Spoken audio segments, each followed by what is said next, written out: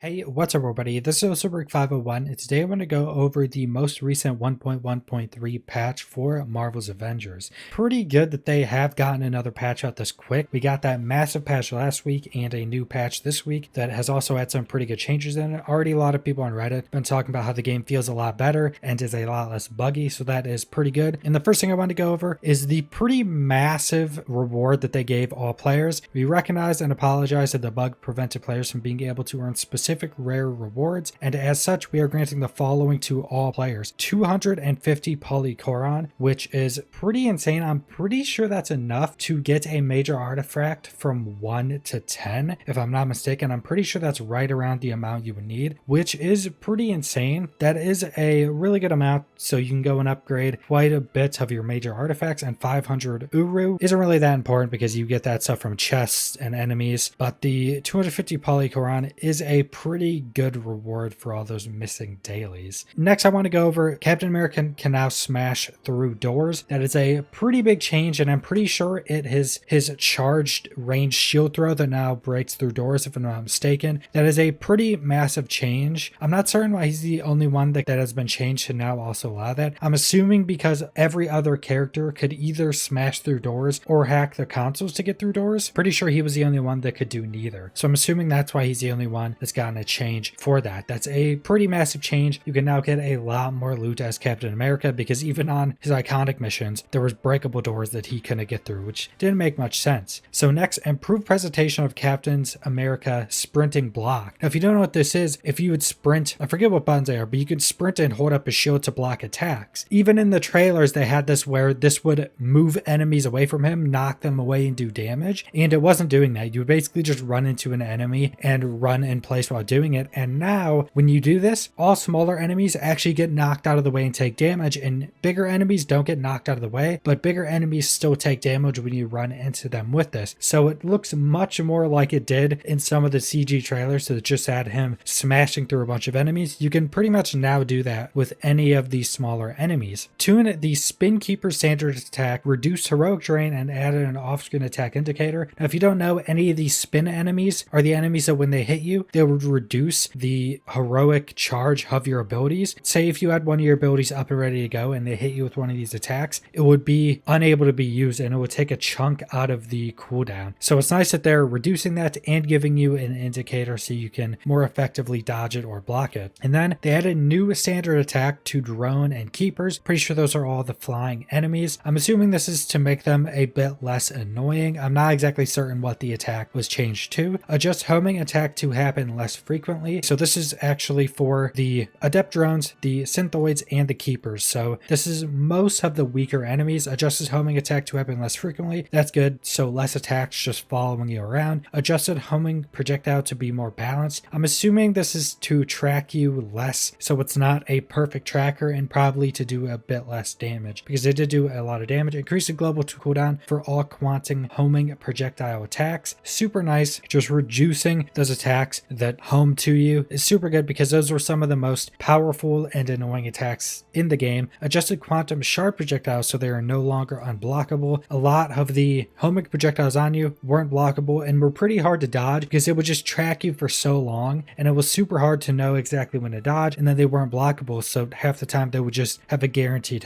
hit on you. So super nice that they're reducing a lot of that. Will make going against a lot of those enemies much less annoying. Then we have address an issue where villain sectors would not properly refresh, causing players to miss out on weekly rewards. And that's pretty important because those weekly rewards were much more than a daily, and it would give you a good amount of rewards. I'm pretty sure it would also always give you a guaranteed DNA key, would give you polychoron and some other stuff that would be just lucrative rewards to do every week. So it's super nice that they fix that properly this time. Adjusted loot tables and mega hives to increase the chances at additional loot, or that additional loot will be rewarded. And I've seen some posts on Reddit already about this. Someone I saw post on Reddit got like 6 legendaries and an exotic from the completion at the end. So that is seeming to be a pretty massive buff to the amount of loot you get out of the weekly mega highs. And then we have some upcoming changes. A high contrast mode. If you don't know what that would do, that would essentially make it so your game would be a lot more vibrant in the colors. Usually with contrast modes, they can make the game a little bit darker from what I've experienced. I'm not sure how it would go. Overall, this will just make the game a lot more vibrant in the colors if that's something you like. A Warzone ping system, so you can ping different things. A lot of games now have pings. A lot of BRs have pings, so a lot of people know exactly what that is. You'll be able to ping boxes, enemies, stuff like that. Pretty nice when you're playing with other actual players. A toggle option for hero icons to remain always active. Now this is pretty nice. So this would have that small little icon above the other characters, either the other AI with you or the other players with you. So it always has the icon of what character they're playing above them, so you can more easily see where they are, and you can more easily not throw attacks at them when you think they're an enemy, with then realizing, oh, that's another player or AI companion with me. And that's pretty much all the specifics I wanted to go over. There's some more patch notes if you want to go ahead and read that. It's on the official Marvel's Avengers website and on the Reddit if you want to go through some more of the changes. Overall, some really good changes here. I'm hoping we get some updates on new content coming soon. The actual patch notes and patches we've been getting are pretty good for fixing up the game, reducing bugs, and